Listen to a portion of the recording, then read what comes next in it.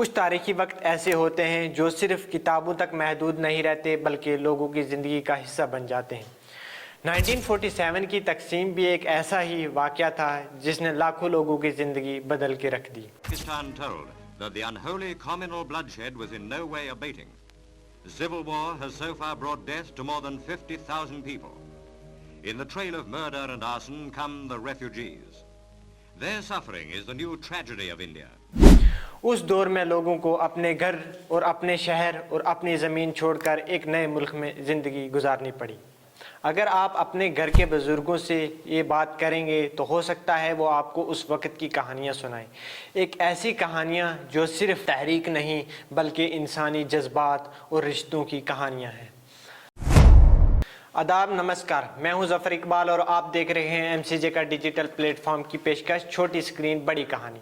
साल 1986 में दूरदर्शन पर एक ऐसा ही सीरियल शुरू हुआ जिसका नाम था बुनियाद। इस सीरियल की हिदायतकारी की थी रमेश सिप्पी और ज्योति स्वरूप ने, जबकि इसकी कहानी लिखी थी मशहूर मुसन्निफ मनोहर श्याम जोशी ने। ये सीरियल दूरदर्शन पर नशर हुआ। इसकी 105 किस्तें बनाई गई। बुनियाद का बुनियादी मौजू 1947 की तकसीम थी। ये सीरियल दिखाता है कि कैसे एक ख़ानदान अपने घर और अपना पुरानी ज़िंदगी छोड़कर एक नए मुल्क में दोबारा अपनी ज़िंदगी की शुरुआत करता है। बदल चुका है। आपका घर, आपकी गली, आपका शहर अब किसी दूसरे देश का हिस्सा बन चुका है।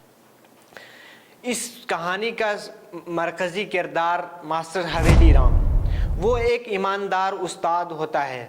वो अपनी बीवी लाजवंती, जिसे प्यार से लाजो कहा जाता है, और अपने बच्चों के साथ लाहौर में ज़िंदगी गुजार रहा था।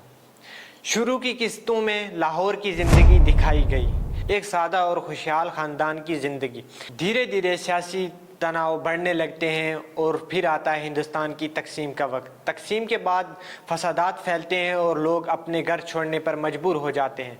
मास्टर हवेली राम का ख़ानदान भी लाहौर छोड़कर हिंदुस्तान आने पर मजबूर हो जाता है। यही इस सीरियल की नई कहानी शुरू होती है, मुहाजिर ज़िंदगी की कहानी।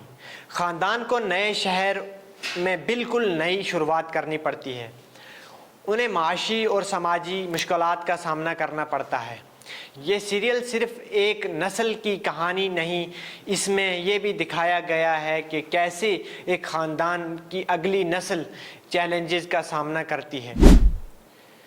मुसन्निफ मनोहर श्याम जोशी ने इस सीरियल के लिए तहरीक और तकसीम की हकीकी तजुर्बात और मुहाजिरीन की असल कहानियों से ली है। इस सीरियल की पहली किस्त 1986 में दूरदर्शन पर नशर हुई और धीरे धीरे ये हिंदुस्तान के सबसे मकबूल सीरियल में शामिल हो गया। आखिरी किस्तों में दिखाया गया है कि कई मुश्किलों के बाद हवेली राम का ख़ानदान अपनी ज़िंदगी दोबारा मजबूत बना लेता है। नई नस्ल अपने रास्ते पर आगे बढ़ती है, लेकिन ख़ानदान की असूलों और एकता को बरकरार रखती है। और इसलिए बुनियाद आज भी हिंदुस्तानी टेलीविज़न की उन कहानियों में शामिल है जो सिर्फ देखी नहीं जाती बल्कि महसूस की जाती है। और आप देख रहे थे छोटी स्क्रीन बड़ी कहानी, डिपार्टमेंट ऑफ एमसीजे के डिजिटल प्लेटफॉर्म पर। यहाँ हम आपके लिए लेकर आते हैं टेलीविज़न दुनिया की वो कहानी जो तहरीक के लम्हों में आज भी ज़िंदा है।